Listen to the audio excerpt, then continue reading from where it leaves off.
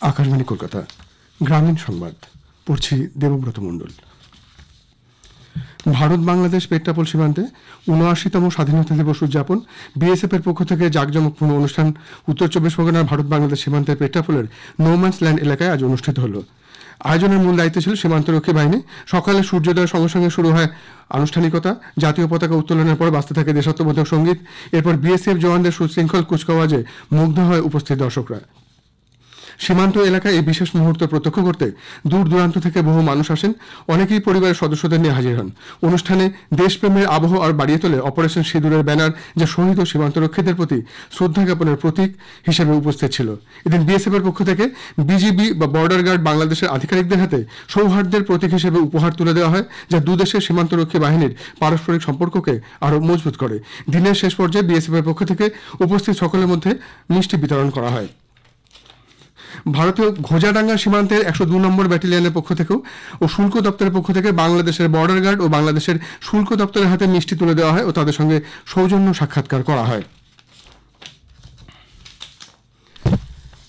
সারা দেশের সঙ্গে পশ্চিমবঙ্গ ৭৯তম স্বাধীনতা দিবসের দিনটি যথাযোগ্য মর্যাদার সঙ্গে পালন করা হচ্ছে। এই উপলক্ষে রাজ্য স্তরের মূল অনুষ্ঠানটি হয় কলকাতার রেড রোডে।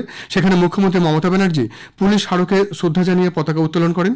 উল্লেখযোগ্য ও প্রশংসনীয় কাজের জন্য তিনি ৬ জন আইপিএস আধিকারিককে পুলিশ পদক দিয়ে সম্মান জানান। পরে কলকাতা পুলিশ সহ তথ্য সংস্কৃতি দপ্তর, শ্রম দপ্তর, নারী শিশু ও সমাজ কল্যাণ দপ্তরের মতো রাজ্য সরকারের বিভিন্ন দপ্তর এবং বিদ্যালয়ের তরফে আয়োজিত শোভাযাত্রা মুখ্যমন্ত্রী অভিবাদন গ্রহণ করেন।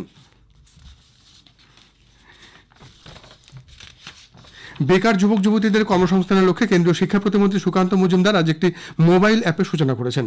বালুরঘাটের রেণুকা লজে একটি অনুষ্ঠানে সুকান্ত মজুমদার গতকাল ওই অ্যাপের সূচনা করেন। পরে বালুরঘাটের সাংসদ শিক্ষা প্রতিমন্ত্রী জানান, এই অ্যাপের মাধ্যমে এলাকার বেকার যুবক যুবতীরা বিভিন্ন চাকরির সন্ধান পাবে এবং চাকরির আবেদন করতে পারবেন। পূর্ব বর্ধমানের ফাগুপুর এলাকায় ১৯ নম্বর জাতীয় সড়কে মর্মান্তিক এক বাস দুর্ঘটনায় ১০ জন যাত্রীর মৃত্যু হয়েছে। মৃতদের মধ্যে ৮ জন পুরুষ ও 2 জন মহিলা। জখম হয়েছেন 6 শিশু সহ ৩৫ জন। আহতদের প্রত্যেকেই বর্ধমান মেডিকেল কলেজ হাসপাতালে চিকিৎসাধীন। আজ সকালে দুর্গাপুরের দিকে যাওয়ার পথে একটি বেসরকারি যাত্রীবাহী বাস দাঁড়িয়ে থাকা লরির পেছনে ধাক্কা দিলে এই দুর্ঘটনা ঘটে। গঙ্গাসাগরে স্নান সেরে ফিরছিলেন তারা। পুলিশ সূত্রে জানা গেছে, মৃত ও জখমদের বাড়ি বিহারের মতিহারে। জখম যাত্রী সঞ্জয় পাসওয়ান জানান, বিহারের মতিহার থেকে দেওঘরের বাবাধাম থেকে গঙ্গাসাগরে স্নান করে বিহারের রাজগীর যেতে গিয়ে এই দুর্ঘটনা। বাসে মোট ৪৫ জন ছিলেন। হাসপাতালের সুপার ডাক্তার তাপস ঘোষ বলেন, হাসপাতালে আসার সঙ্গে সঙ্গে চিকিৎসক এবং কর্মীরা তৎপরতার সঙ্গে জখমদের চিকিৎসা শুরু করেছে।